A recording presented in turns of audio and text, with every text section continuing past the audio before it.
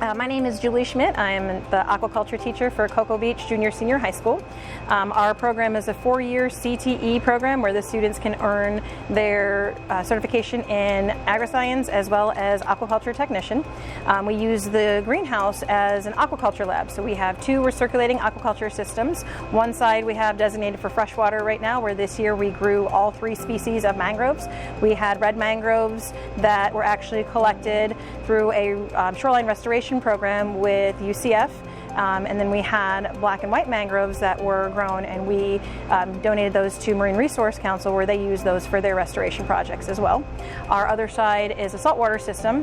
Right now we have sea lettuce and seagrass growing in there at this time. Our local zoo, Brevard Zoo's conservation program, Restore Our Shores, is doing a study looking at sediment size and how that relates to seagrass growth. The kids are able to see real science as well as do hands-on work in the lab too. The greenhouse helped in that each student had an area of that. It was covered so they could see what happened when plants were exposed to direct sunlight. With these 3 tanks we have out here, they got to see what happened with direct sunlight versus controlled light. So we have the shade cloth on a temperature timer, 85 degrees. Anything warmer than 85, it'll shut. So we have that controlled, and they could see the difference with the mangroves that grew inside versus the mangroves that grew outside, as well as with their project. I think we did snowflake lily and hornwort and pickerel weed, and they got to see what happened when those were exposed to direct sunlight versus indirect sunlight.